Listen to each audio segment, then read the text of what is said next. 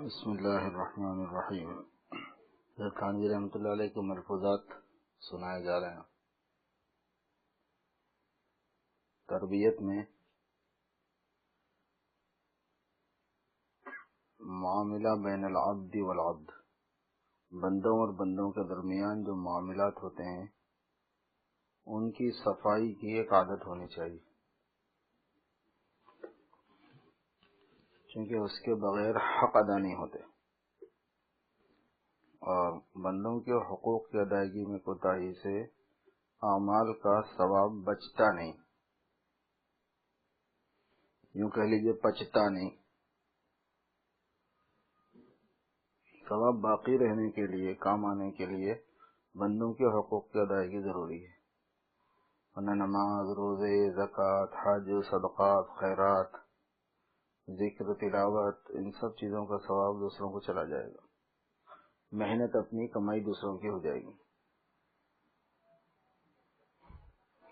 اس لیے حضرت تھانوی رحمۃ اللہ علیہ نے صفائی معاملات پر ہمیشہ بہت زور دیا ہے کہ تم اپنے معاملے صاف رکھو۔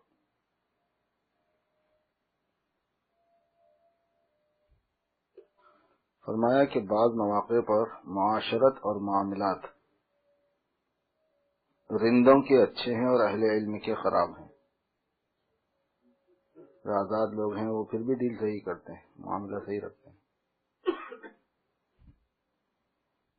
ایک ثقہ صورت میرے ایک دوست سے، ثقہ صورت عام طور پر اس کو بولتے ہیں کہ شکل صورت سے بھروسے کا لگ رہا ہے، چونکہ وضاقت کا پابند ہے۔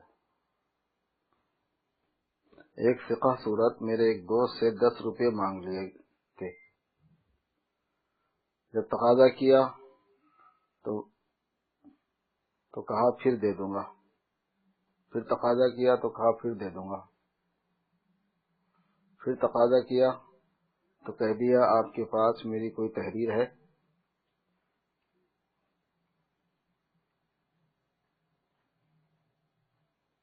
ایسے ہی ایک بیوی ہمارے گھر میں سے جھومر مانگ لے گئی، پھر اس کو رہن رکھ دیا۔ بڑی مشکل کے بعد وصول ہوا کہ اب قریب قریب دینا ہی بند کر دیا، مگر پھر بھی بعض جگہ مروت غالب آ جاتی ہے۔ اللہ کے فضل سے مسلمانوں میں بہت روپے والے ہیں اور چاہتے ہیں کہ ہم کسی کو قرض دیں، مگر معاملے کی گندگی کی وجہ سے نہیں دیتے، دیے تو پھر آنا مشکل ہے۔ ایسے ہی بیکار روپیہ رکھنا پڑتا ہے، اور اہل ضرورت کفار کو سود دیتے ہیں۔ تو اگر مسلمانوں میں اعتماد آئے تو وہ بغیر سود کے دے دیا کریں اپنے مسلمان بھائیوں۔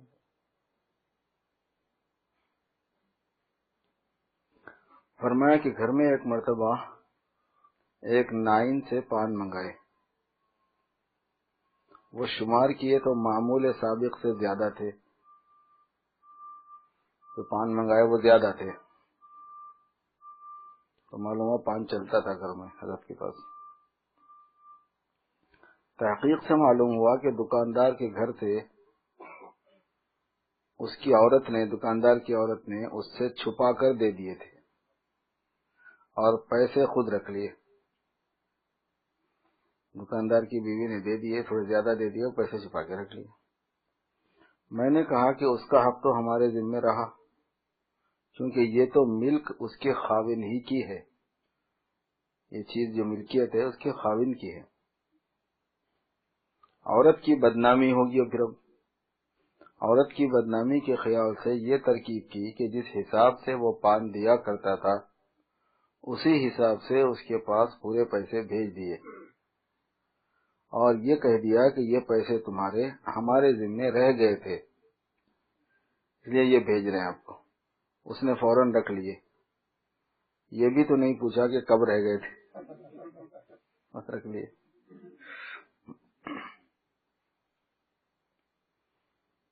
فرمایا کہ ایک مرتبہ میں جلسے میں دہلی جا رہا تھا، ایک شخص ریل میں راستے سے میرے ساتھ ہو لیے۔ میں نے پوچھا کہاں جا رہے ہو؟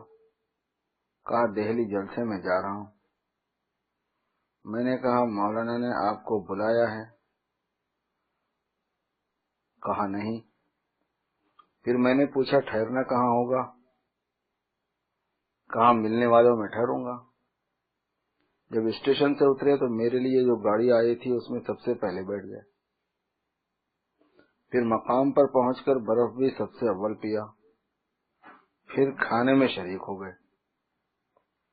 میں نے مجمع میں کہنا تو مناسب نہ سمجھا، مگر دسترخوان سے اٹھ کر اس کو الگ بلا کر کہا کہ تم نے کیا وعدہ کیا تھا اور عمل کیا کیا؟ خیر اسی میں ہے کہ ابھی چلے جاؤ، وہ تو پتہ ہے ورنہ باہر سب کے بیچ میں پکڑ لیں گے۔ وہ سیدھے چلے گئے، کھانے پر پھر نہیں آئے، کیونکہ کھانے میں شرکت، کسی کے لیے کوئی سہولت ہے تو اس کی، جیسے سواری وغیرہ کی، اس میں اپنے سے شرکت، یہ جب تک اس کی طرف سے اجازت نہ ہو صحیح نہیں ہوتی۔ ناجائز کھانا کھانا ہی ناجائز ہے ایسی بات نہیں، جائز کھانا ناجائز طریقے سے کھانا بھی ناجائز ہے۔ جائز کھانا کھانے کے بھی کچھ اصول ہیں کہ کب وہ جائز ہوگا کب نہیں ہوگا۔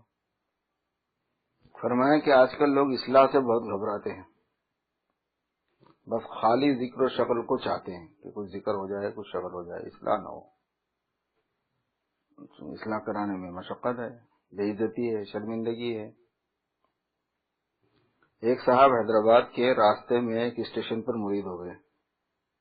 انہوں نے مجھے لکھا کہ مجھ میں فلاں مرض ہے، میں نے علاج لکھا، پھر لکھا تو جواب آیا کہ سختی نہ کرنا چاہیے۔ اب ان کا خط آنا بھی بند ہو گیا،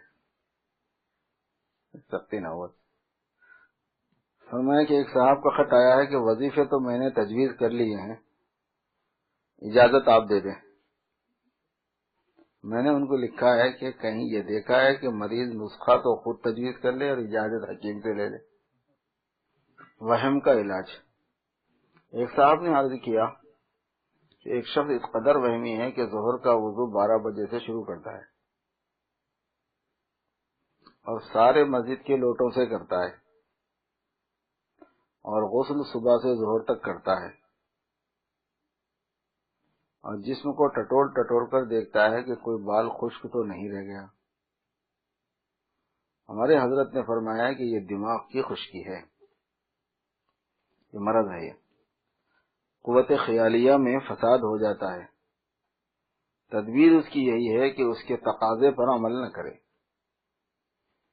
یعنی وہ خیال جو آ رہا ہے اس کی وجہ سے اس پر عمل نہ کرے۔ نہیں ہوا وضو تو نہیں ہوا، ٹھیک ہے، نہیں ہوا غسل تو نہیں ہوا، ٹھیک ہے، ڈال دیے 2 4 لوٹے، رستہ ختم۔ فرمایا کہ لوگ کہتے ہیں کہ تواضع سے ذلت ہوتی ہے، یہ غلط ہے، بلکہ عزت ہوتی ہے۔ جب میں دیوبند پڑھتا تھا تو ایک مرتبہ طلباء کے ساتھ باہر تفریح کو گیا، آم کا زمانہ تھا، طلباء چونکہ آزاد ہوتے ہی ہیں، ایک باغ میں درخت پر چڑھ کر آم توڑنے لگے۔ باغ والا آ گیا تو وہ لڑنے لگا، طلباء بھی لڑنے لگے، میں اکیلا چپ کھڑا رہا، کیونکہ باغ والا حق پر تھا اور یہ ساتھی تھے۔ میری خاموشی کا اس باغ والے پر اتنا اثر ہوا کہ شرمندہ ہو کر معذرت کرنے لگا اور وہ سب آم توڑے ہوئے دے دیے اور کہا کہ آپ لوگوں کو ایسا نہ چاہیے، اور اگرچہ باغ آپ کا ہے مگر دریافت تو کر لینا چاہیے، اس نے کہا۔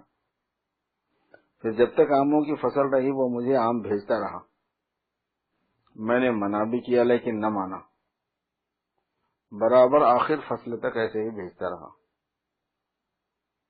غلطی ہو گئی تھی، حضرت خاموش کھڑے رہے، تواضع کا فائدہ، عزت کی اس نے۔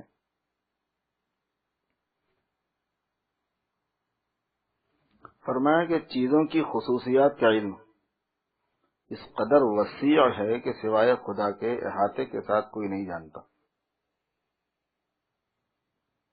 میں نے متعدد نئی روشنی والوں سے کہا کہ تم جو دعویٰ کرتے ہو ادراک کے حقائق اشیاء کا، تم خاک بھی نہیں سمجھتے۔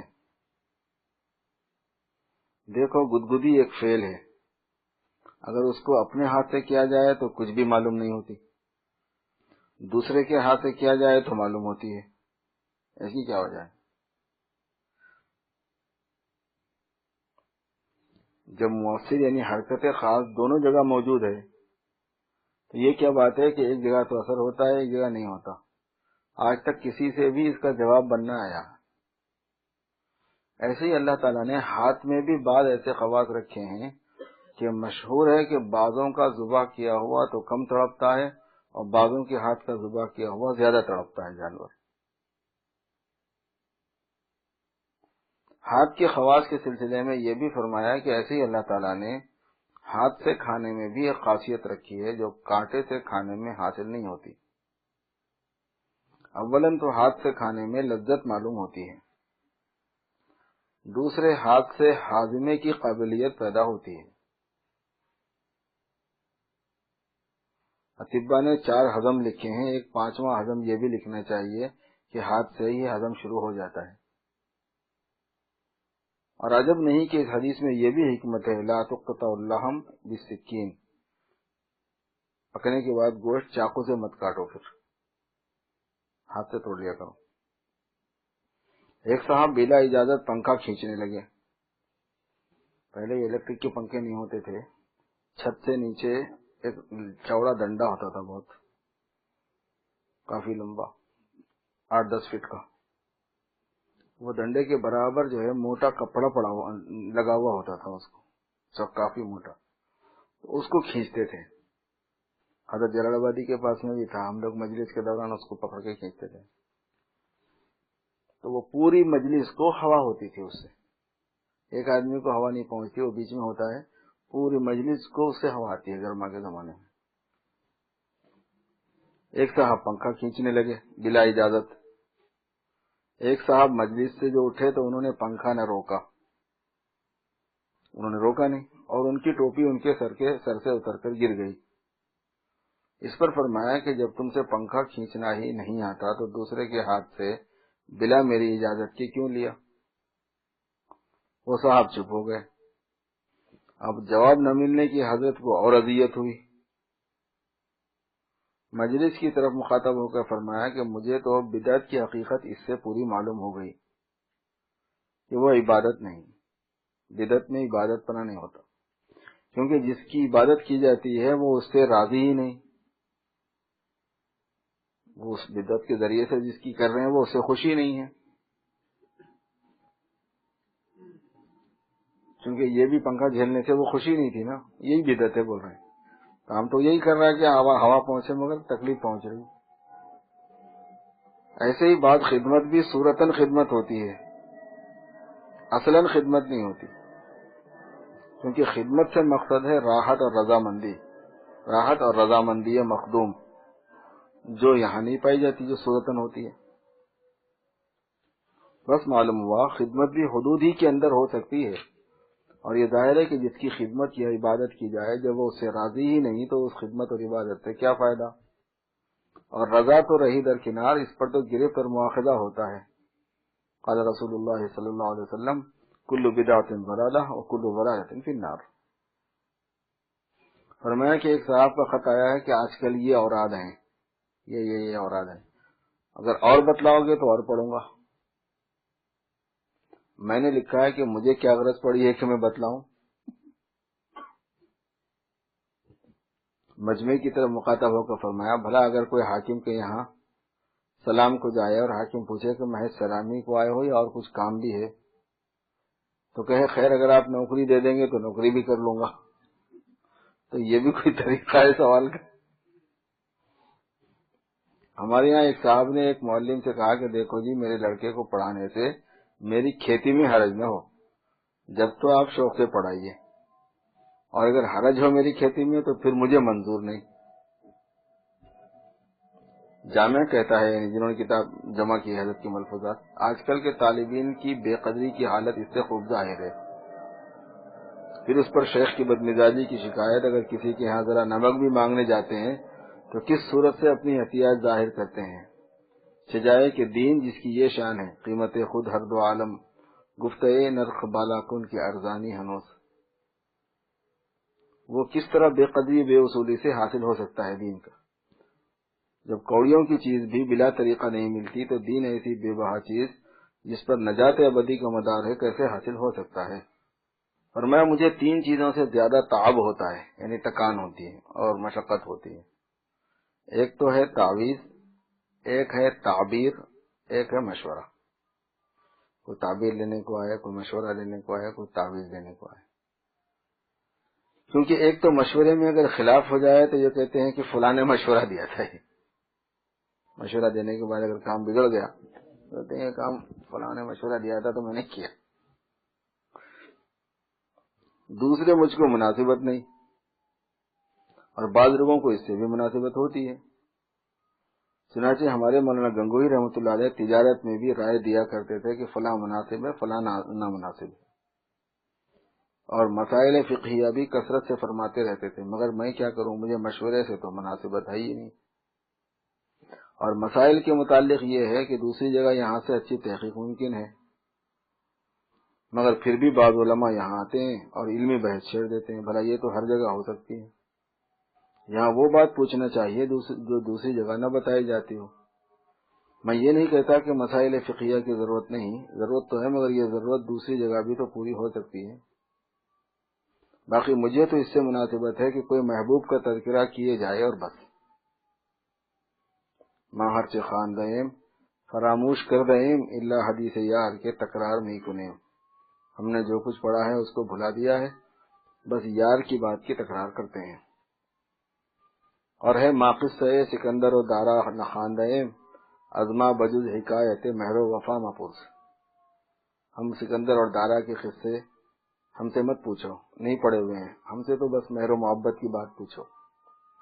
غیر ضروری چیزوں سے اب تو طبیعت گھبراتی ہے، چاہے وہ فی نفسی ہی غیر ضروری ہوں، چاہے اس اعتبار سے غیر ضروری ہوں کہ دوسری جگہ حاصل ہو سکتی ہیں اور ذہن میں بھی نہیں رہی۔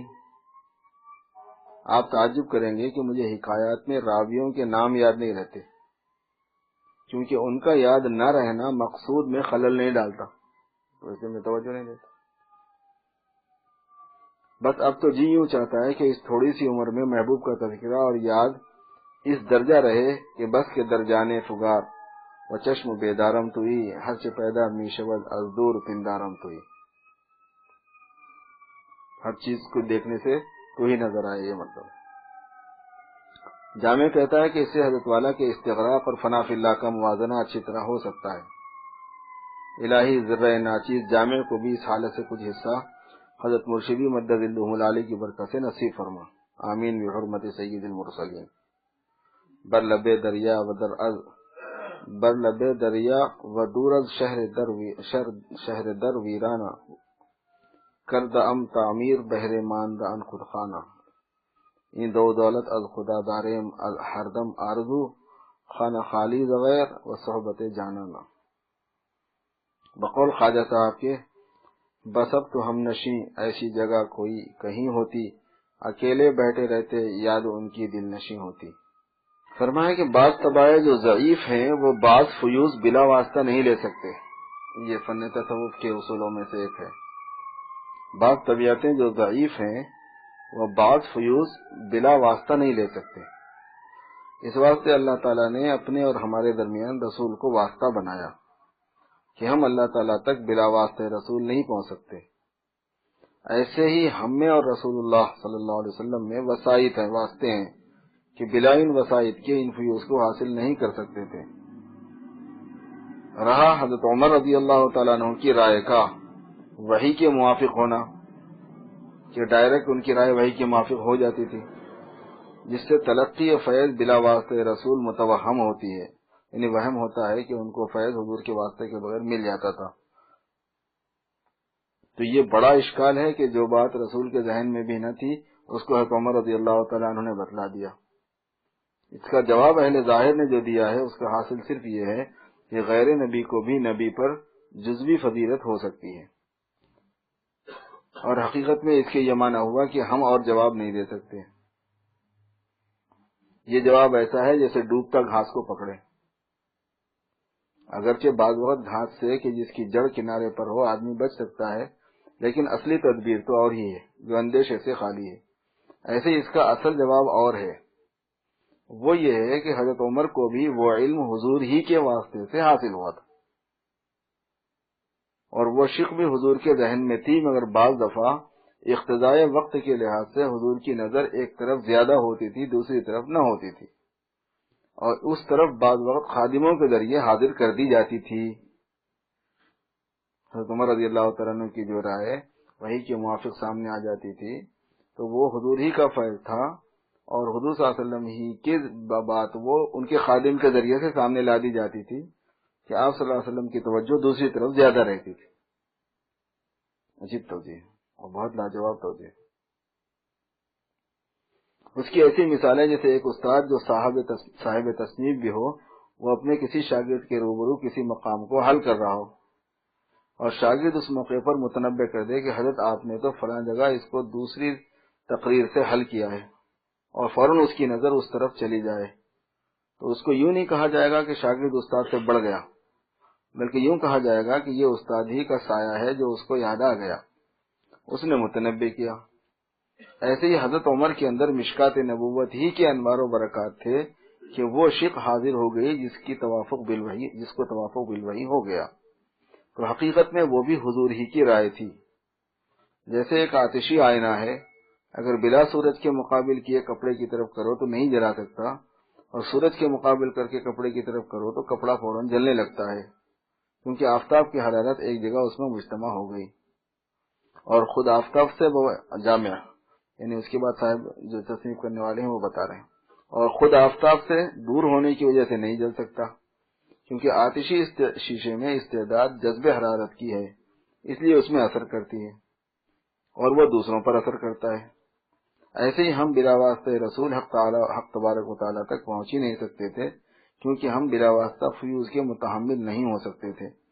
پھر جتنا رسول سے بعد ہوا، ہماری قوت روحانی اور کمزور ہو گئی، اس واسطے اب رسول تک بھی بلا وسائط نہیں پہنچ سکتے اور نہ فیوز و برکات حاصل کر سکتے ہیں، اس لیے اب وسائط در وسائط کی ضرورت پڑی۔ یہ یاد رکھنے کی بات ہے، خوب سمجھ سے کام لو۔ بس حقیقت یہ ہے، فرمایا کہ ایک شخص کا خط آیا ہے، اس میں لکھا ہے کہ فلاں عہدے پر میں نے بڑی دیانت سے کام کیا اور میرے ساتھیوں نے بد دیانتی کی، پھر بھی وہ کامیاب ہوئے اور میں ناکام ہوا۔ فلاں جگہ پر میں بد دیانتداری سے کرتا رہا، دوسرے لوگ بد دیانتی سے کرتے رہے، جنہوں نے بد دیانتی سے کی وہ کامیاب ہو گئے، میں نے دیانتداری سے کی ناکام ہو گیا۔ یہ میرے اعمال بد کے سبب سے ہے۔ میں نے ان کو لکھا ہے، یہ خیال ہی غلط ہے کہ یہ اعمال ہی کے نتائج ہیں، کبھی مصلحتیں بھی ہوتی ہیں۔ مجمع کی طرف مخاطب ہو کر فرمایا کہ عموماً لوگ یہی سمجھتے ہیں، اور یہ ناس غیر محقق واعظوں نے مارا ہے کہ ہر کام میں اعمال کو سبب بنا دیتے ہیں۔ جیسے ایک طبیب تھے، وہ اپنے ہمراہ کہیں کہیں صاحبزادے کو بھی لے جاتے تھے۔ ایک جگہ نبض دیکھ کر مریض سے بولے کہ تم نے نارنگی کھائی ہے۔ جب وہاں سے اٹھ آئے تو راستے میں صاحبزادے نے پوچھا کہ تم کو یہ کیسے معلوم ہوا کہ نارنگی کھائی ہے؟ انہوں نے کہا کہ بد پرہیزی تو نفس سے معلوم ہو گئی، باقی نارنگی کے چھلکے پلنگ کے نیچے پڑے تھے، اس سے میں نے کہہ دیا کہ نارنگی کھائی ہے۔ والد کے انتقال کے بعد صاحبزادے کا دورہ ہوا تو آپ ایک جگہ نبض دیکھ کر بولے تم نے نمدہ کھایا ہے۔ آپ نے چارپائی کے نیچے نمدہ پڑا ہوا دیکھ لیا تھا اور والد صاحب کا کلیہ بتلایا ہوا یاد تھا۔ مریض نے ہرچند کہا کہ حکیم صاحب نمدہ بھی کوئی کھانے کی چیز ہے؟ تو کہا تم جو کچھ کہو، نفس سے تو یہی معلوم ہوتا ہے کہ تم نے نمدہ کھایا ہے۔ پھر لوگوں نے اس کی دم میں نمدہ باندھ کر ان کو رخصت کیا۔ بات یہ ہے کہ بلاؤں کا نزول اعمال بد سے بھی ہوتا ہے، لیکن کبھی امتحان بھی مقصود ہوتا ہے، اور کبھی درجات بڑھانے کے لیے بھی ایسا کیا جاتا ہے۔ انبیاء کے کون سے اعمال بد تھے جن پر مصائب کا نزول ہوا؟ ایک قاعدہ بتلاتا ہوں جو بہت کام کا ہے، وہ یہ ہے کہ جس مصیبت کے بعد دل کو پریشانی ہو تو وہ اعمال بد کے سبب سے ہے۔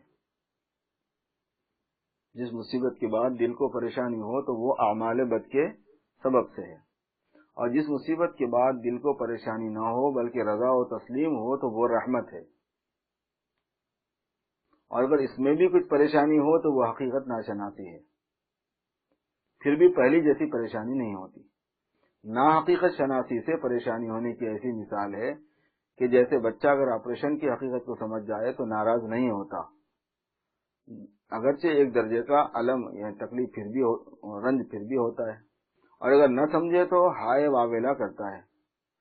پھر اس میں بھی ایک فرق ہے کہ جو قوی ہوتے ہیں اور طاقت اور ضبط ہوتی ہے تو ان کو آپریشن کے بعد ٹوپی نہیں سنگھائی جاتی، جو کمزور ہوتے ہیں ان کو سنگھا کر آپریشن کیا جاتا ہے۔ ایسے ہی کاملین اور متوسطین کا حال ہے کہ اولیاء کاملون کو تو تکلیف بھی ہوتی ہے اگرچہ دل اندر سے راضی ہوتا ہے، جیسے بلا ٹوپی سنگھائے آپریشن والا ضرور چیختا ہے اگرچہ دل سے راضی ہے۔ چنانچہ آپریشن کے بعد 50 روپے ڈاکٹر کو انعام کے بھی دیتا ہے، اور اولیاء متوسطین کو تکلیف ہی نہیں ہوتی کیونکہ ان پر حال طاری کر دیا جاتا ہے۔ اگر ان پر حال طاری نہ کیا جائے تو اپنے آپ کو ہلاک کر لیں، جیسے کمزور کو بغیر بے ہوش کیے کہ آپریشن کیا جائے تو چونکہ وہ تکلیف کی برداشت نہیں کر سکتا اس وجہ سے ممکن ہے کہ ہلاک ہو جائے، جیسے قوی آدمی کو آپریشن کے وقت میں بے ہوش کرنے کی ضرورت نہیں، ایسے ہی اولیاء کاملین پر بھی حال طاری کرنے کی ضرورت نہیں۔ ویسے ہی ہر چیز کا پورا پورا حق ادا فرماتے ہیں، طبیعت کا بھی جس کا اثر حسن معلوم ہوتا ہے، اور عقل کا بھی عقل کا تقاضا پورا کرتے ہیں۔ چنانچہ وہ دل سے کہتے ہیں ناخوش تو خوشبوت برجانے من، دل فدائے یار دل رنجانے من۔ دیکھیے جس وقت حضرت صلی اللہ علیہ وسلم کے صاحبزادے کا انتقال ہوا تو آپ روتے بھی تھے اور یہ بھی فرماتے تھے کہ انا بفراقک یا ابراہیم لمحزونون، اے ابراہیم تمہاری جدائی میں ہمیں بہت رنج ہو رہا ہے۔ اور ایک بزرگ کے صاحبزادے کا انتقال ہوا تو وہ ہنس دیے۔ اس واقعے کو اگر بغیر بتلائے ہوئے کہ پہلا واقعہ کس کا ہے دوسرا کس کا ہے کسی کے روبرو رکھا جائے تو وہ ہنسنے والے کو ہی زیادہ کامل کہے گا، اتنا بڑا صدمہ ہوا پھر ہنس رہا ہے، حالانکہ اس نے اولاد کے حق کو ضائع کیا، اور آپ نے اولاد اور خالق دونوں کے حق کو ایک ساتھ ادا فرمایا، اس لیے بچے کا بھی حق ادا فرما رہے تھے اور اللہ تبارک و تعالیٰ کے حق پر تقدیر پر ادا تھے، کیونکہ اولاد سے طبعی محبت ہوتی ہے، اس کی جدائی سے لاجرم رونا آتا ہے۔ یہ تو اولاد کے حقوق کی ادائیگی، اور خالق کے حقوق کی ادائیگی اس معنی کے کہ دل سے حضور اس فعل پر راضی تھے کہ جو کچھ میرے محبوب کی طرف سے پیش آیا میں اس پر راضی ہوں۔ فرمایا کہ قلوب کی حالت جدا جدا ہوتی ہے، دلوں کی حالت الگ الگ ہوتی ہے، بعضوں کا ظاہر اچھا ہوتا ہے اور باطن نہایت گندا، اس لیے نفس ظاہر پر دھوکہ نہ کھانا چاہیے۔ چنانچہ حضرت عمر رضی اللہ تعالیٰ عنہ کے زمانے خلافت میں آپ کے روبرو ایک مقدمہ شہادت کے ساتھ پیش ہوا، آپ ایک گواہ سے واقف تھے اور ایک سے واقف نہیں تھے۔ حاضرین میں سے پوچھا کہ اس کو کوئی جانتا ہے؟ ایک شخص نے کہا میں جانتا ہوں، بہت اچھا ہے۔ حضرت عمر نے فرمایا کہ تم نے اس کو خالی نماز ہی پڑھتے دیکھا ہے یا کبھی سفر میں بھی اس کے ساتھ رہے ہو اور کوئی معاملہ بھی ان سے پڑھا ہے؟ اس نے کہا معاملہ نہیں پڑھا نہ سفر میں رہا، ظاہری حالت اچھی دیکھی۔ آپ نے فرمایا کہ انت لا تعریف ہو، پھر تم نہیں جانتے اس کو۔ ہمارے حضرت نے فرمایا دیکھیے اس زمانے میں ہی اس قدر تبدیلی ہو گئی تھی کہ صورت نمازیوں کی ہو کر بھی باطن خراب ہو سکتا تھا، اور اس زمانے کو تو کیا پوچھتے ہو۔ خدا کی پناہ، میرٹھ میں ایک صاحب عہدیدار تھے، وظائف اشراق چاش سب ادا کرتے تھے، اور وظائف ہی کے درمیان میں رشوت کی گفتگو بھی ہوا کرتی تھی، اور چونکہ پیر نے وظیفے میں بولنے کو منع کر دیا تھا اس لیے صرف اشارے سے بتایا کرتے تھے، کبھی 2 انگلی اٹھا دی کہ 200 لوں گا، کبھی 3 انگلی اٹھا دی کہ 300 لوں گا، پھر مسلح کا کونا اٹھا دیتے تھے اس کے نیچے رکھو۔ ظالم چاش پڑھ کر کئی 100 روپے لے کر اٹھتا تھا۔ ایک دفعہ رڑکی میں یہ لطیفہ ہوا کہ ایک صاحب نے مجھ سے دعوت کی مجلس میں دریافت کیا کہ یہ حکایت کس شخص کی ہے۔ تو دعوت ہو رہی تھی، انہوں نے پوچھا کہ یہ حکایت کی بات ہوئی کس شخص کی ہے۔ میں نے کہا کہ آپ کو اس کے پوچھنے کا کوئی حق نہیں، اس نے کہا کہ میں اعتراض کے لیے نہیں پوچھتا ہوں بلکہ اس لیے پوچھتا ہوں کہ میرے والد بھی ایسا ہی کرتے تھے جو حکایت آپ سنا رہے ہیں۔ اگر یہ انہی کی نسبت کہا گیا ہے تو میں درخواست کروں گا کہ ان کے لیے مغفرت کی دعا کیجیے۔ میں نے کہا مجھے مسلمانوں کے لیے مغفرت کی دعا سے کیا عذر ہے؟ میرا ان کی اس تہذیب سے بڑا دل خوش ہوا اور اندر سے اس قدر شرمندہ ہوا کہ وہاں بیٹھنا مشکل ہو گیا۔ کھانا کھاتے ہی فوراً چلا آیا۔ اسی طرح ایک وعظ میں نے ایک انگریزی خواہاں بیرسٹر کی حکایت بیان کی تھی۔ یہ ایک صاحب زیادہ ولایت پڑھ کر آئے تھے تو جب اپنے باپ سے ملے تو کہا کہ ویل بڈھا تم اچھا ہے، اور اتفاق سے وہ دونوں باپ بیٹے اس واز میں موجود تھے۔ جو بیٹا آ کے باپ سے بولا تھا وہ واز میں موجود تھا جس میں حضرت نے یہ قصہ سنایا، اور اس واقعے کے جاننے والے لوگ واز ہی میں ان دونوں کی طرف دیکھ کر ہنس رہے تھے اور وہ بھی لوگوں کو دیکھ کر ہنس رہے تھے۔ مگر عجیب بات یہ تھی کہ دونوں صاحب بڑی محبت سے مجھ سے ملے۔ جب میں موٹر سے اترا مجھ کو لینے بھی آئے اور سوار کرنے بھی آئے، ذرا برا نہیں مانا۔ سب سے زیادہ اکرام انہوں نے ہی کیا، بڑے شریف تھے۔ مگر مجھ سے لوگوں نے بعد میں کہا، اور اگر مجھے مجلس میں معلوم ہو جاتا تو موٹر تک آنا بھی دشوار ہو جاتا۔ مجھے بڑی شرم آئی۔ خاندانی شرفا میں پھر بھی شرافت ہوتی ہے۔ فرمایا کہ ایک صاحب کا خط آیا ہے، لکھا ہے کہ میں لوگوں کو بیعت کیا کرتا ہوں۔ تو صاحب نے لکھا کہ میں لوگوں کو بیعت کیا کرتا ہوں، مگر بعض لوگ کہتے ہیں کہ خلافت نامہ دکھلاؤ، اگر آپ بیعت کر رہے ہیں تو بیعت کس کے خلیفہ ہو، لہذا خلافت نامہ آپ مجھے دے دیجئے تاکہ میں ان کو دکھلا دوں۔ میں نے لکھا کہ دماغ کا علاج کراؤ۔ برا بھلا تو بہت کہیں گے مگر خیر مصلح ہمیشہ بدنام ہی ہوتا ہے۔ خواجہ صاحب کا ایک واقعہ۔ فرمایا کہ میرے ایک دوست خواجہ صاحب ایک کلکٹر کی پیشی میں تھے جو بڑا سخت تھا۔ جب اس کو کوئی جواب ملتا تو یہ کہتا کہ تم کو بیچ میں نہ بولنا چاہیے، جب بھی جواب دیا جاتا بیچ ہی کہہ دیتا۔ ایک دن ان کو بھی یہی واقعہ پیش آیا۔ انہوں نے غصے سے کہا کہ ہم نہیں جانتے بیچ کس کو سمجھا جائے، بیچ میں نہیں بولنا تو بیچ سے کیا مراد ہے؟ پھر تو ان کی مائی ڈیئر کہنے لگا، ان کو مائی ڈیئر کہنے لگا، اور یوں بھی کہا کہ جو کام ہمارے کرنے کا ہو ہم سے کہو، ہم کوشش کریں گے۔ خواجہ صاحب نے کہا کہ میں ڈپٹی کلکٹر سے تنگ ہو گیا ہوں، مجھے محکمہ تعلیم میں کرا دیجئے۔ پھر اس نے بڑے زور شور کی سفارش لکھی اور ان کو محکمہ تعلیم میں کرا دیا۔ فرمایا کہ ایک شخص کا خط آیا ہے، اس میں لکھا ہے کہ میں مائدر کو ہر چند رسوم وغیرہ کے متعلق نصیحت کرتا ہوں مگر نہیں مانتی۔ دوسرا مضمون یہ تھا کہ ہم سب ایک جگہ رہتے ہیں، خانگی واقعات میں بڑا فساد رہتا ہے۔ میں نے دونوں کے جواب میں صرف ایک شعر لکھ دیا۔ پہلے سوال پر تو لکھ دیا تھا کار خود کن کار بیگانہ مکن، اپنا کام کرو دوسرے کے کام میں مت پڑو۔ انہوں نے کہا تھا کہ میں رسوم وغیرہ سے متعلق نصیحت کرتا رہتا ہوں، مانتی نہیں۔ گھروں میں نصیحت والا انداز جو ہے نا وہ ہر ایک کو نہیں پنپتا اور ہر ایک کے لیے مناسب نہیں ہوتا، سوچ سمجھ کے کرنا ہوتا ہے۔ ناصح بن جانا یہ ہر ایک کے لیے مفید نہیں ہوتا گھر والے ماحول میں۔ اور دوسرا ایک ساتھ رہنے میں جھگڑے رہتے ہیں۔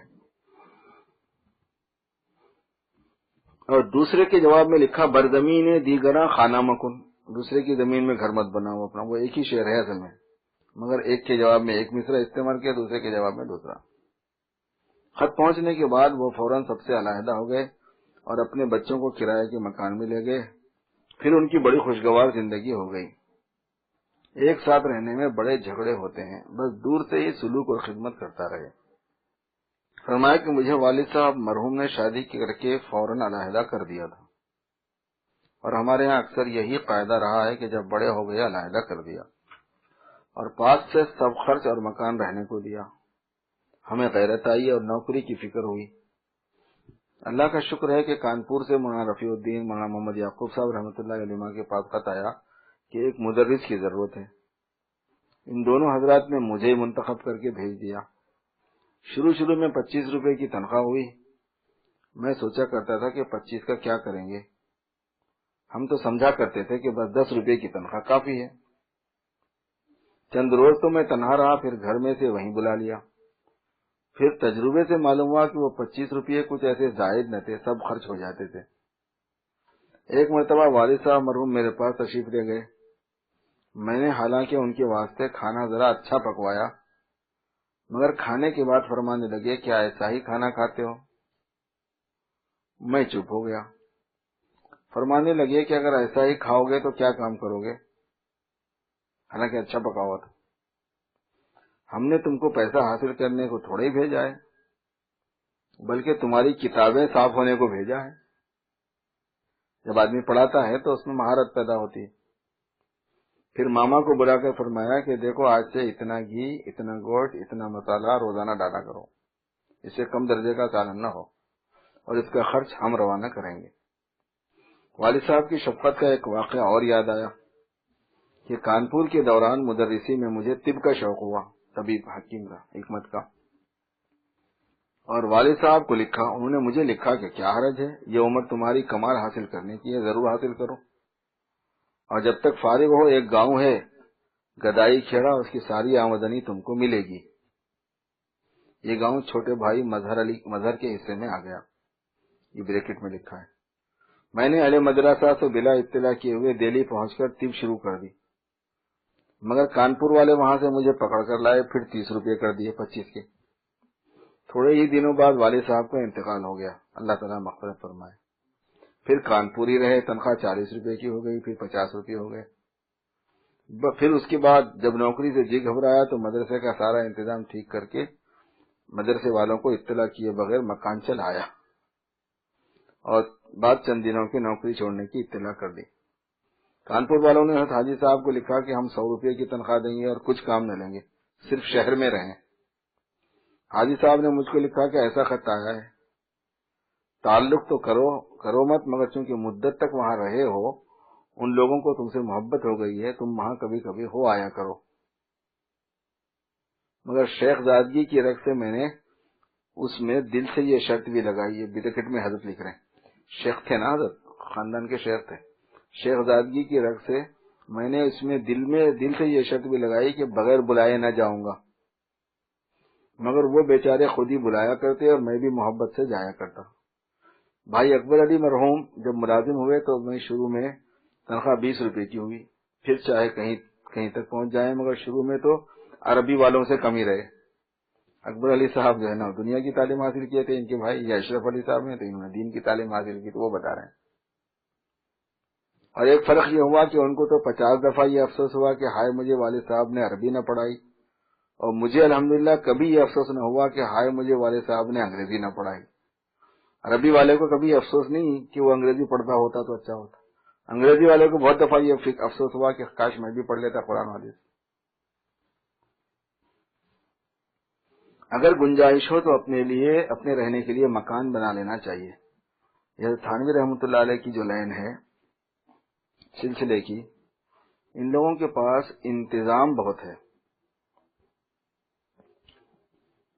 یعنی وہ زندگی گزارنے کے طریقے میں بد انتظامی کو پسند نہیں کرتے، کہتے ہیں کہ یکسوئی دل جمعی وہ انتظام میں ہوتی ہے، بقدر ضرورت مال حاصل کرنا، جن چیزوں سے راحت حاصل ہوتی ہے اس کا انتظام ہو جانا۔ فرمایا کہ گھر میں ہمیشہ مجھ سے کہا کرتی کہ ایک مکان رہنے کے لیے جدا بنا لو، لیکن میں ان کو ٹال دیتا کہ چند روزہ زندگی کے لیے کیا مکان بناتی ہوں۔ جب میں حج کو گیا اور بعد میں گھر میں سے بھی پہنچ گئی تو انہوں نے حضرت حاجی صاحب سے شکایت کی کہ میں گھر بنانے کو کہتی ہوں، یہ گھر نہیں بناتے۔ حضرت نے مجھ سے فرمایا کہ میاں تمہارے گھر میں سے گھر بنانے کو کہتی ہے، کیا حرج ہے، یہ تو اچھی بات ہے، اپنے خاص گھر میں آرام ملتا ہے۔ میں نے جی میں کہا کہ ترکیب تو مکان بنوانے کی اچھی نکالی، شیخ سے کہلوا دیا۔ میں نے عرض کر دیا بہت اچھا بن جائے گا۔ جب بات ہوئی مکان بن گیا تو قصدن میں نے حضرت کو لکھا، حضرت نے فرمایا گھر مبارک ہو۔ ہمارے حضرت نے فرمایا کہ گھر بنانے کے بعد معلوم ہوا کہ بغیر اس کے راحت نہیں ہوتی، باقی اگر کسی کو تنگی ہو اور نہ بنا سکے تو اور بات ہے، جب میں ساؤتھ افریقہ گیا تھا 2 سال پہلے جماعت میں، تو حضرت جلال آبادی رحمۃ اللہ علیہ کے خلفاء اور ان کے شاگرد ملے کئی جگہوں پر. تو جس کے بھی گھر گیا وہ ماشاءاللہ اپنے ذات مکان والے تھے. تو مجھ سے 2 نے یہ بات پوچھی، عجیب بات ہے. انہوں نے کہا کہ آپ کتنے دن سے امریکہ میں ہیں؟ میں نے کہا ہو گئے 12-13 سال. تو کہنے لگے مکان بنا لیا. میں نے کہا نہیں، میں تو مسجد کے کمرے میں رہتا ہوں، فیملی بھی ساتھ نہیں ہے. آپ کو حضرت والا کی نصیحت یاد نہیں ہے؟ یہ کہا ہمارے حضرت والا تو یہ فرماتے تھے کہ جہاں جاؤ سب سے پہلے اپنے مکان ذاتی بنانے کی فکر رکھو، اس میں آدمی کو ایک تسلی رہتی ہے، راحت رہتی ہے. یہ فرماتے. اور یہ جو مکان وغیرہ بنانے کی ترغیب دیتے ہیں اولیاء اللہ بزرگان دین، یہ قرضے والے مکان کی نہیں دیتے، تو وہ تو ڈبل مصیبت ہے. بنانا ہو تو اپنا چھوٹا موٹا کیوں نہیں، لیکن ذاتی ہو، پورا ہو، پھر اس میں آرام رہتا ہے بندے کو، پیڑ ہو. تو انتظامی چیز ہے، سالکین کے ذہن میں آنے کے لیے عرض کر رہا ہوں کہ کرائے کے مکان کے مقابلے میں ذاتی مکان کی فکر ہونی چاہیے، تدبیریں اس کے لیے ہوں. نہ ہو تنگی ہے، گنجائش نہیں ہے تو الگ بات ہے، لیکن ہو تو سستی نہ کرے اس میں. اور مکان بنانے سے مراد قرضے والا مکان نہیں ہے. گھریلو کاموں میں بھی دین کے اصول کو ملحوظ رکھنا چاہیے. فرمایا کہ فلاں دوست کے یہاں سب ایک ہی جگہ رہتے تھے، بڑا فضیدہ رہتا تھا. جھگڑے روزانہ، بچوں کے جھگڑے، بڑوں کے، عورتوں کے. مجھے چونکہ ان سے خاص تعلق ہے، میں نے مشورتاً ان سے کہا کہ تم الگ ہو جاؤ، شامل میں فضیتا ہے مگر میرا نام نہ لینا. وہ سب پھر بڑوں کی طرف سے آتی ہے کہ اس نے چھڑوا دیا. بس انہوں نے سب سے علیحدگی اختیار کر لی. گھر میں بڑا شورغل ہوا، جس سے گھبرا اٹھے اور میرا نام لے دیا. لوگوں نے کہا کہ یہ اچھے پیر ہیں جو خاندانی معاملات میں دخل دیتے ہیں.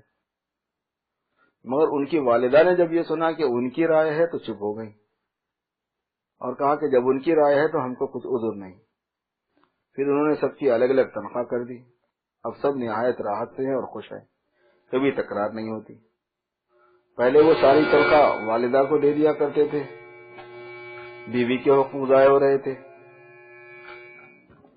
دین ہی کی وجہ سے تو میں نے یہ رائے دی کہ جب یہ واجب فوت ہو رہا ہے، یہ خاندانی قصہ کدھر سے ہوا؟ یہ تو سراسر دین ہے. حضرت یہ فرما رہے ہیں کہ لوگوں نے کہا نا کہ خاندانی معاملات میں دخل دے رہے ہیں. فرما رہے ہیں کہ جب دین کی وجہ سے میں نے یہ رائے دی تو پھر یہ خاندانی قصہ کہاں سے رہا؟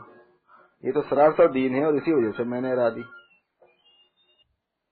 فرمایا کہ بعض صوفیاء نے اپنی کمزوری کو دیکھ کر، اپنا ضعف دیکھ کر خلوت و اخفاء عبادت کو اختیار کیا ہے، تنہائی کو اور عبادت چھپانے والے راستے کو اختیار کیا ہے.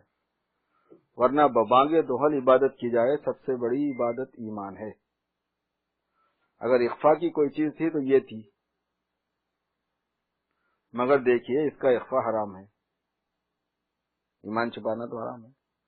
بلکہ صوفیہ میں جو طبقہ خلوت کو جلوت پر مطلقاً ترجیح دیتا ہے، صوفیہ میں جو طبقہ تنہائی کو لوگوں میں رہنے پر مطلقاً جو ترجیح دیتا ہے، وہ بھی کہتا ہے کہ ہم اپنے کو ضعیف سمجھ کر کرتے ہیں، ورنہ فی نفسی بہتر جلوت ہی ہے. مولانا رومی رحمۃ اللہ علیہ نے ایک مقام پر لکھا ہے کہ اے شخص، تو جو خلوت کو جلوت پر ترجیح دیتا ہے، اگر تو جلوت میں کسی کی صحبت میں نہ بیٹھتا تو یہ خلوت کے فائدے بھی تجھے کہاں سے معلوم ہوتے؟ تو ناشکری کرتا ہے کہ جس کی بدولت تجھے علمی کمال حاصل ہوا اسی کی نفی کرتا ہے. عبادت وغیرہ کو چھپانے کے متعلق یاد آیا کہ ایک ذاکر نے مولانا گنگوہی سے ذکر جہر کے متعلق کہا کہ ریا ہوگی، اگر میں سب کے سامنے زہر سے ذکر کروں گا تو ریا ہوگی. فرمایا کہ اور کیا خفی میں ریا نہیں ہوگی؟ چھپا کے کیوں کر رہے ہیں؟ لوگوں کے لیے ہی تو چھپا کے کر رہے ہیں کہ کہیں لوگ دیکھ کے کچھ مجھے کہے نہیں. تو لوگوں کے لیے ہی چھپانا ہوا تو وہ بھی تو ریا ہی ہوئی. جب لوگ دیکھیں گے کہ گردن جھکائے بیٹھے ہیں، خیال کریں گے کہ خدا جانے عرش کی سیر کر رہے ہیں یا کرسی کی کر رہے ہیں. بعض لوگ مجھے خط میں لکھتے ہیں کہ ہم میں ریا کا مرض ہے. میں لکھتا ہوں کہ ریا کی تعریف کرو. ریا کہتے کسے؟ اور تم اظہار کا ارادہ کرتے ہو یا نہیں؟ قصد کا، ارادے کا، اظہار کا قصد، اپنے عمل کے ظاہر کرنے کا ارادہ رکھتے ہو کیا نہیں؟ وہ لکھتے ہیں کہ ہم قصد نہیں کرتے، یعنی خود سے ارادہ نہیں کرتے. تو میں لکھتا ہوں کہ کچھ پرواہ نہ کرو، یہ وسوسہ ریا ہے، ریا نہیں ہے. تو ایک ہوتا ہے ریا اور ایک ہوتا ہے وسوسہ ریا.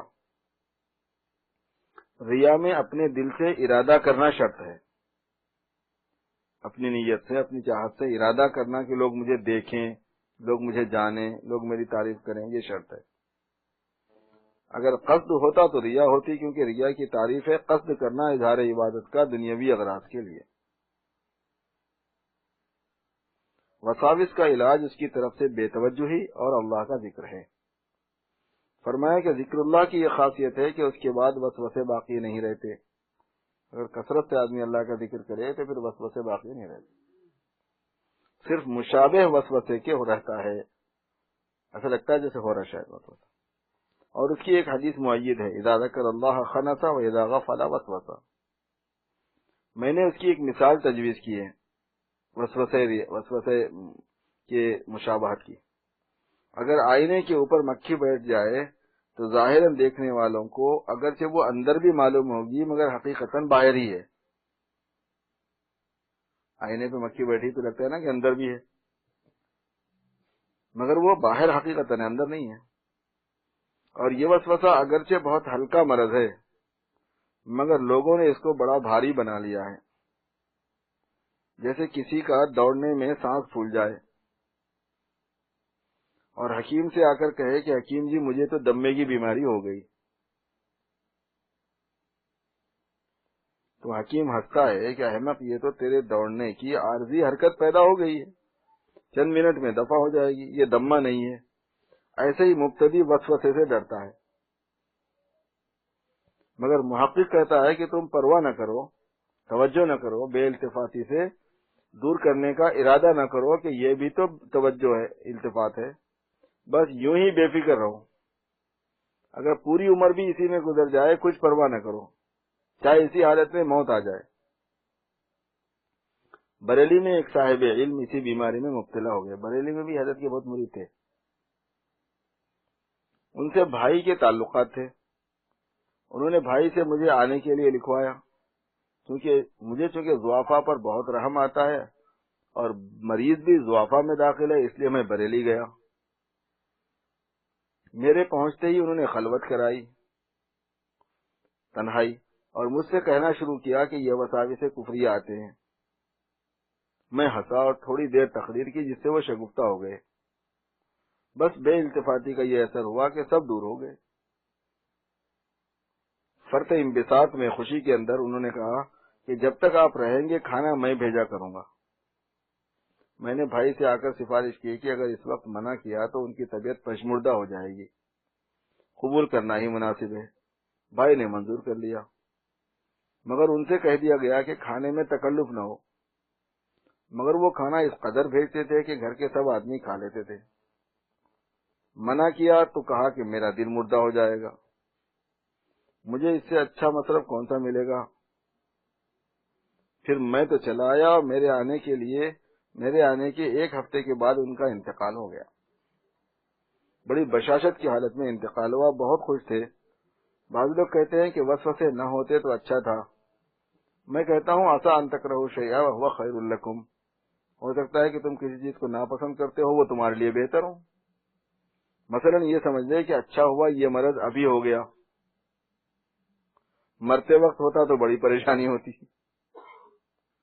اب اگر مرنے کے وقت بھی وساوس آئے تو یہی خیال ہوگا کہ اچھا یہ تو سسرا وہی ہے جو زندگی میں دکھ کرتا تھا، محض ناچیز نکلا۔ وساوس سے پریشان ہونے والے اس سے مغموم ہوتے ہیں کہ یہ کلام نفس کر رہا ہے۔ ہمارا وسوسے میں سمجھتے ہیں کہ ہمارا نفس یہ بات ہمیں سجا رہا ہے۔ میں نے اس کا جواب دیا کہ نفس متکلم نہیں ہے، بول نہیں رہا بلکہ سامع ہے، سن رہا ہے، اور متکلم شیطان ہے۔ وسوسوں میں متکلم شیطان اور نفس سامع، اور تحدیث کی اسناد نفس کی طرف مجازی ہے۔ جب یہ ہے تو مواخذہ متکلم پر ہے نہ کہ سامع پر، بولنے والے پر ذمہ داری ہے نہ کہ سننے والے۔ اس کی ایسی مثال ہے جیسے ہم کسی بادشاہ کی ملاقات کو جا رہے ہوں اور راستے میں کوئی حاسد جو حاضری دربار پہ ہم پر حسد کرتا ہے، روکنا چاہتا ہے، بادشاہ کو گالی دینے لگے تاکہ ہم اس میں لگ کر جانے سے رک جائیں، تو ہم کو چاہیے کہ اس کی طرف التفات نہ کریں، سیدھے بادشاہ کے پاس پہنچ جائیں، اور اگر ہم اس سے الجھے تو بادشاہ کی ملاقات ہو گئی۔ پھر ایسے ہی شیطان یہ چاہتا ہے کہ یہ شخص مجھ میں مشغول ہو، ذکر اللہ میں مشغول نہ ہو. اس لیے جب کبھی وساوس آئے تو یہ سمجھے کہ شیطان کہہ رہا ہے اور میرا دل سن رہا ہے. چنانچہ من شر الوسواس الخناس میں صاف دلالت ہے کہ وسوسہ شیطان کا فعل ہے. سلیمان فارانی نے لکھا ہے کہ جب وسوسہ آئے تو خوش ہو، کیونکہ شیطان مومن کا دشمن ہے. جب وہ اس کو خوش ہوتا دیکھتا ہے تو اس کام ہی کو نہیں کرتا جس سے مومن خوش ہو. رہا یہ کہ اس ترکیب کی بھی تو شیطان کو خبر ہے. جواب یہ ہے کہ شیطان کو ضمائر وغیرہ کی خبر نہیں، وہ عالم الغیب تھوڑا ہی ہے. فرشتوں کو بھی جب آدمی پختہ ارادہ کرتا ہے تب خبر ہوتی ہے، ورنہ نہیں ہوتی. جیسا حدیث کتابت سے معلوم ہوتا ہے، یعنی حدیث فرشتے جو ہماری بات لکھتے ہیں، بلکہ جو حدیث ہے جس حدیث میں آیا ہے اس میں اس کا ذکر ہے کہ جب بندہ پختہ ارادہ کرتا ہے. اور بعض امور کی خبر پختہ ارادے کے بعد بھی نہیں ہوتی، جیسے ذکر خفی کی نسبت ایک حدیث میں ہے کہ کاتبین اعمال کو بھی اس کا پتہ نہیں چلتا. میان عاشق و معشوق و رمزیز کرامن کاتبی راہ ہم خبر نیز. بزرگوں نے لکھا ہے کہ شیطان کو بھی دھوکہ ہوتا ہے، اسے اپنے کیے کا انجام معلوم نہیں ہوتا. بس وسوسہ ڈالا تو تھا نقصان پہنچانے کے لیے، وہاں الٹا مجاہدے کا نفع ہو کر ثواب عطا ہو گیا. چنانچہ ایک دفعہ اس نے حضرت معاویہ رضی اللہ تعالیٰ عنہ کی تہجد کی نماز قضا کرا دی. تہجد کی صبح کو اٹھ کر آپ روئے. دوسرے دن تہجد کے وقت حضرت معاویہ رضی اللہ تعالیٰ عنہ کو خود شیطان جگانے آیا. حضرت معاویہ نے وجہ پوچھی تو بڑی حیث ویس کے بعد بتایا کہ کل میں نے جو آپ کی تہجد کی نماز قضا کرا دی تھی، جس پر آپ بہت روئے تھے، تو آپ کو اس رونے سے تہجد پڑھنے سے زیادہ ثواب مل گیا اور مراتب بڑھ گئے. اس لیے میں نے یہ سوچا کہ جتنے ہیں اتنے ہی رہیں، بڑھیں تو نہیں کم از کم. غرض انجام کی اسے بھی خبر نہیں کہ کیا ہوگا، ورنہ نماز کیوں قضا کراتا. بزرگوں کے ایسے ہی علوم کی وجہ سے حدیث ہے کہ فقیہ واحد اشد علی الشیطان من الف عابد، یعنی محقق اس کی مکاریوں پر مطلع کر دیتا ہے، جس سے یہ پریشان ہوتا ہے کہ میری ساری ترکیب کری کرائی بیکار ہو گئی. اگر وہ یہ سمجھ جاتا کہ یہاں میری یہ تدبیر نہ چلے گی تو وقت کو ضائع نہ کرتا، دوسرے کام میں لگ جاتا. وہ بڑا یورپین ہے، وقت کو خراب نہیں کرتا. غرض وہ وسوسے سے مومن کو ضرر نہیں پہنچا سکتا. اسی طرح ایک دوسرا قصہ ہے مشابہ وسوسے کے. بعض لوگ کہتے ہیں کہ شیطان مرنے کے وقت پیشاب پلاتا ہے. میں کہتا ہوں کہ اگر مومن جانتا ہے تو پیے گا کیوں، اور اگر نہیں جانتا تو نقصان کیا ہے. بلکہ مرتے وقت ایمان بہت زیادہ قوی ہو جاتا ہے، وسوسے سے زائل نہیں ہوتا. اس لیے ایسی باتوں سے ہرگز پریشان نہیں ہونا چاہیے، کیونکہ دو ہاتھ سے خالی نہیں. اگر انسان کے ہوش و حواس درست ہے تو مومن کفر کو کیوں پسند کرے گا، اور اگر درست نہیں ہے تو مرفوع القلم ہے، معاف ہے. نامعلوم لوگ اس کمبخت شیطان سے کیوں اس قدر ڈرتے ہیں؟ یہ تو کوئی ڈرنے کی چیز نہیں. ایک شاعر نے اس حدیث کا شعر بنایا ہے، فَإِنَّ فَقِيهًا وَاحِدًا مُتَوَرِّعًا أَشَدُّ عَلَى الشَّيْطَانِ مِنَ أَلْفِ عَابِدٍ. فرمایا کہ عاشق جب اپنے محبوب کی طرف سے کوئی عنایت دیکھتا ہے تو پھر اس کے ہیجان کی کوئی انتہا نہیں رہتی، اس کے اندر بھڑک پیدا ہوتی ہے. دیکھیے حضرت صلی اللہ علیہ وسلم نے حضرت ابی بن کعب سے فرمایا تھا کہ مجھ کو اللہ تعالیٰ نے سورہ لم یکن تم کو سنانے کا حکم دیا ہے. حالانکہ حکم صاف تھا، مگر فرط جوش میں مقرر دریافت کرتے ہیں کہ یا رسول اللہ سمانی، اے اللہ کے رسول صلی اللہ علیہ وسلم، کیا اللہ نے میرا نام لیا؟ تو آپ نے فرمایا کہ اللہ سما کا، اللہ نے تیرا نام لیا. بس بےتاب ہو کر رونا شروع کر دیا. ان نکات کو وہی کچھ سمجھ سکتا ہے جس کو دل کی لگی ہو، نوک غمزے کی ہو، جس دل میں چبھی اس سے پوچھے چاشنی اس درد کی. حاجی صاحب فرماتے ہیں وہ جانے اس تڑپنے کے مزے کو، گزر جس دل میں حضرت عشق کا ہو. فرمایا کہ طریق کا مقصود رضائے حق ہے، سلوک کا مقصود، پیری مریدی کا مقصود، بیعت ہونے کا مقصود اللہ تعالیٰ کی رضا ہے، خوشی کا حاصل ہونا ہے. جو احکام شرعیہ کی پابندی سے حاصل ہوتی ہے۔ پابندی کرنے کے لیے مشورہ لینا، یہ ہے مرشد کی حقیقت۔ اب کوئی تو استغراق کو مقصود سمجھتا ہے، کوئی کیفیات کو، کوئی احوال کو، حالانکہ یہ کوئی چیز نہیں۔ ان چیزوں میں تو طالب کی یہ شان ہونا چاہیے، یابم اورا یا نیابم جستجوئے میکنم، حاصل آیت یا نیایت آرزوئے میکنم، اس کو پاؤں میں یا نہ پاؤں میں کوشش میں کر رہا ہوں، حاصل ہو یا حاصل نہ ہو آرزو میں کر رہا ہوں۔ ترجمہ۔ اور یہ عزم رکھے دست از طلب ندارم تا کام من برایت، یا تن رسد بجانا یا جاں تن برایت، ہم تیری راہ میں مٹ جائیں گے سو چاہے یہی، درد مندان محبت کا طریقہ ہے یہی۔ جو باتیں اب ہو رہی نا وہ باتیں پہلے کے وقت ہو رہا تھا۔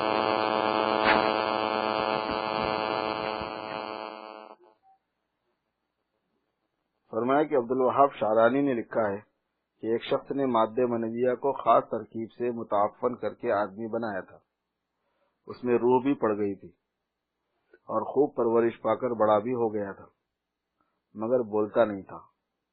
آگے چل کر یہ بھی ہو جائے گا، پھر عورتوں کی بھی ضرورت نہ رہے گی، خود بنا لے۔ واقعات جتنے بھی پڑھے جاتے ہیں ملفوظات وغیرہ، یہ اس میں جو ہیں رخ ہیں بات لینے کے، اور ہر طرح کی کام کی بات کان میں پڑی ہوئی ہونی چاہیے توجہ سے، تو بڑی کام آتی ہے۔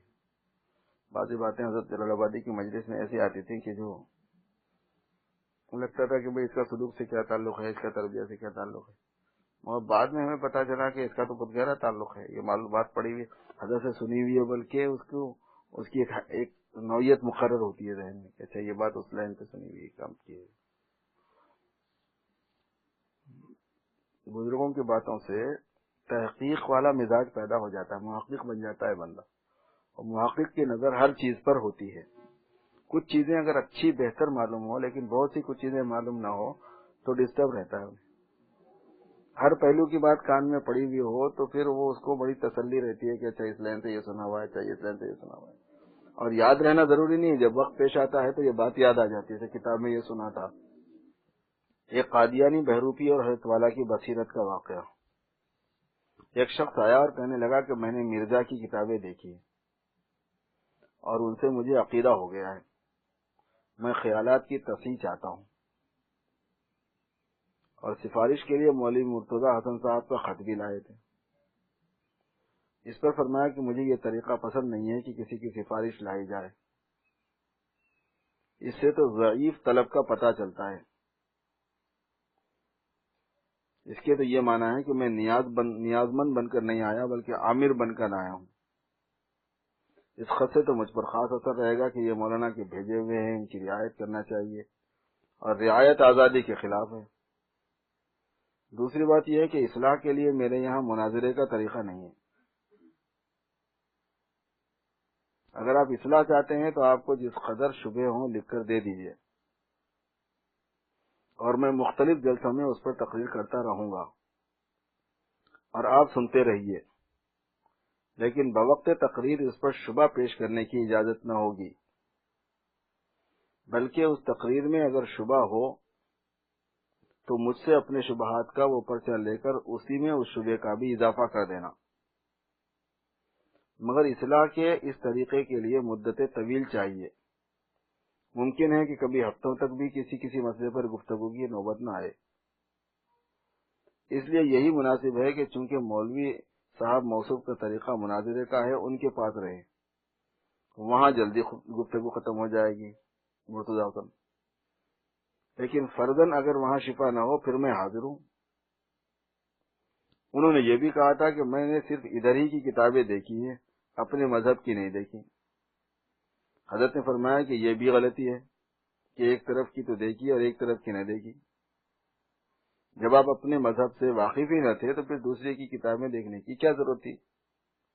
اس نے کہا کہ ایک قادیانی سے میں نے بہت بحث کی، بس میں مغلوب ہو کر اس کا پیرو ہو گیا۔ حضرت نے فرمایا کہ جب تم اس فن سے واقف نہ تھے تو کیوں الجھے؟ اس طرح تو دنیا میں سینکڑوں فرقے ہیں، بس ہر ایک سے الجھ کر اور گفتگو میں بند ہو کر وہی مذہب اختیار کر لیا کریں۔ گھڑی دیکھ کر حضرت نے فرمایا کہ ابھی گاڑی کا وقت ہے، تشریف لے جا سکتے ہیں۔ وہ کہنے لگے کیا رہنے کی بھی اجازت نہیں؟ فرمایا نہیں، رہیے، مگر اول تو اس وقت آپ بے وصول آئے، دوسرے میری اس تقریر کے بعد اب رہنے کی کوئی ضرورت بھی نہ رہی، جو تھا عرض کر چکا، بلکہ اگر آنا ہو تو مجھ سے پہلے مستقل خط و کتابت کیجیے، ان سفارشوں سے مجھے بڑی تنگی ہوتی ہے۔ میرے یہاں تو اگر کوئی آئے طالب بن کر آئے اور مجھ کو ذمہ دار شفا کا نہ سمجھے، میں شافی تو دوست اللہ پاک ہے۔ گمراہی اور ہدایت خدا کے اختیار میں ہے، خود انبیاء کو بھی یہی حکم ہے کہ تبلیغ کیے جاؤ، کوئی ہدایت اختیار کرے یا نہ کرے۔ اس کے بعد حضرت ڈاک لکھنے میں مشغول ہو گئے، یعنی خطوط کا جواب لکھنے میں۔ بعد میں معلوم ہوا کہ یہ شخص قادیانی جماعت کا مبلغ تھا، اس بہانے سے یہاں رہنا چاہتا تھا اور ناواقف اہل قصبہ کو بہکانا چاہتا تھا، بہکانا بھی شروع کر دیا تھا۔ حضرت کو اطلاع ہو گئی تو فوراً خانقاہ سے نکال دیا گیا۔ اس وقت لوگوں کو معلوم ہوا کہ حضرت نے جو فرمایا تھا کہ گاڑی کا وقت ہے، تشریف لے جا سکتے ہیں، بالکل بجا اور درست تھا۔ جس کے سبرد حق تعالیٰ کوئی خدمت کرتے ہیں تو اس کو نور بصیرت بھی ویسا ہی عطا فرماتے ہیں۔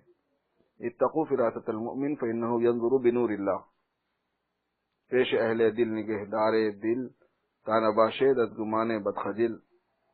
ورنہ بعض کا یہ خیال تھا کہ ایک مسلمان متردد کو اس قسم کا جواب دینا مناسب نہ تھا، مگر حقیقت کھلنے کے بعد تو سب کی نظر میں مناسب ہو گیا۔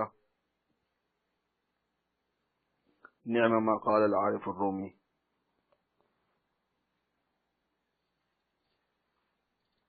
آنکھ از حق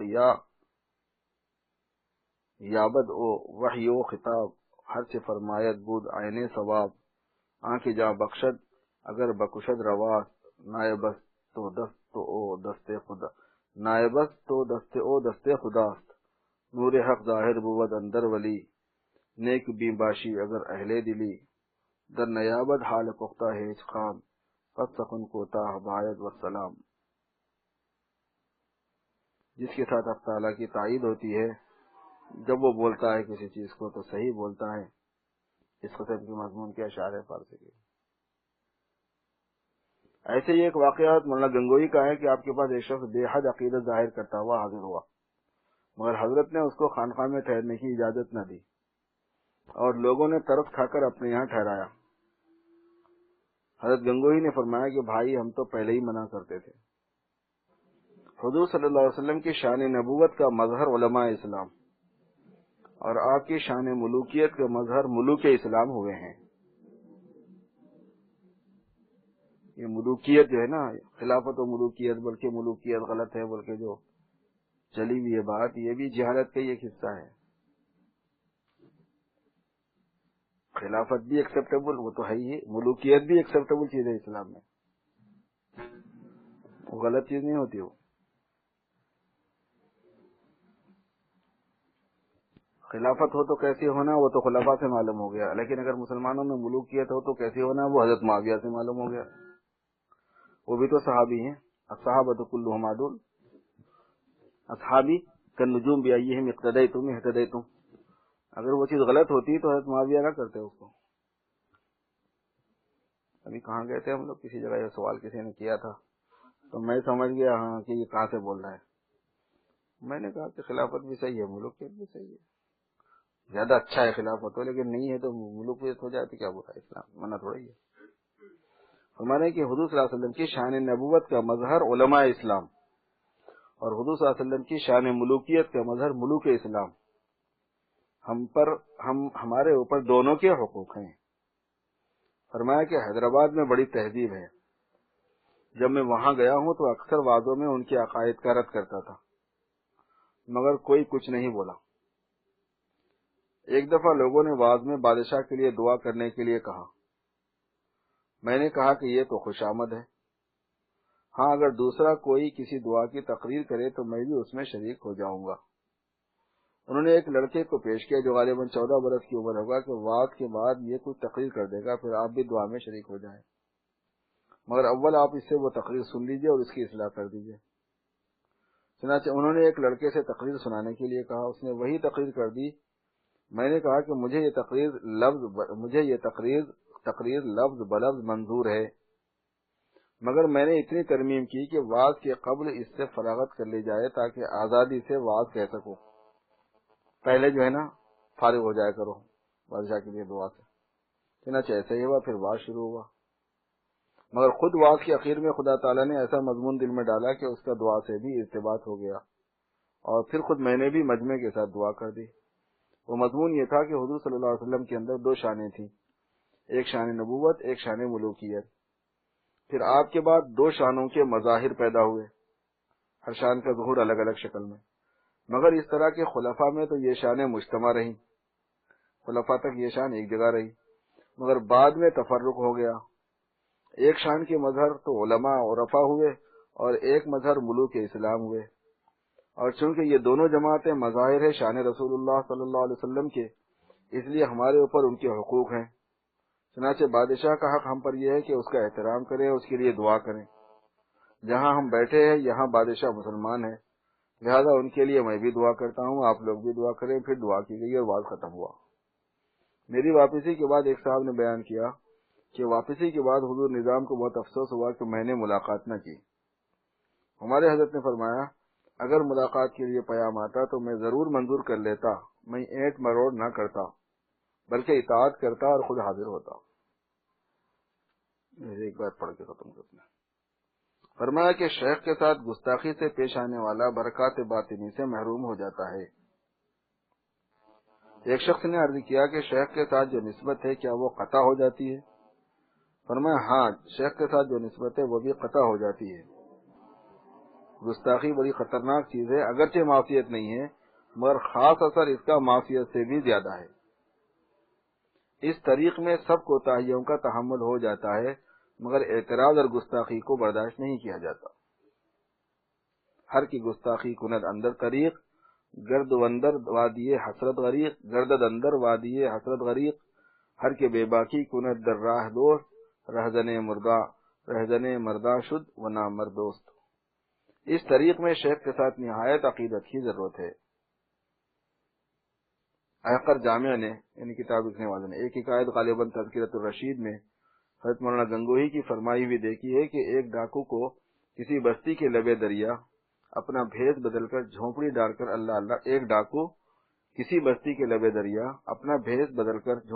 کر اللہ اللہ کرنے لگا۔ لوگوں کو اس سے عقیدت ہوئی، اس کے پاس آنے لگے، بعض مرید ہو کر وہیں ذکر و شغل میں مشغول ہو گئے۔ خدا کی قدرت کے بعض ان میں صاحب مقام بن گئے۔ ایک دن ان پیر صاحب کے بعض مرید مراقبہ کر کے دیکھنے لگے کہ اپنے پیر کے مقام کو دیکھنا چاہیے، مگر وہاں کچھ بھی نظر نہ آیا۔ ہر چند مراقبہ کیا مگر کچھ ہو تو نظر آئے۔ ناچار ہو کر اپنے پیر سے کہا۔ پیر میں چونکہ ذکر اللہ سے صدق کی شان پیدا ہو چکی تھی، سب قصہ صاف صاف کہہ دیا تو کہ میں تو کچھ نہیں۔ پھر انہوں نے سب نے مل کر اللہ تعالیٰ سے دعا کی، اللہ تعالیٰ نے پیر کو بھی صاحب مقام کر دیا۔ دیکھیے یہاں صرف عقیدت تھی، باقی تو میدان صاف تھا۔ اس کے نفع کا اس حکایت سے بخوبی اندازہ ہو سکتا ہے۔ اللہم صلی علی سیدنا مولانا محمد وعلی آل سیدنا مولانا محمد وبارک وسلم۔ ربنا ظلمنا انفسنا وان لم تغفر لنا وترحمنا لنكونن من الخاسرین۔ اللهم انك عفو کریم تحب العفو فاعف عنا یا کریم۔ اللهم طهر قلوبنا من النفاق واعمالنا من الرياء والسنتنا من الكذب واعيننا من الخيانة فانك تعلم خائنة الاعين وما تخفي الصدور۔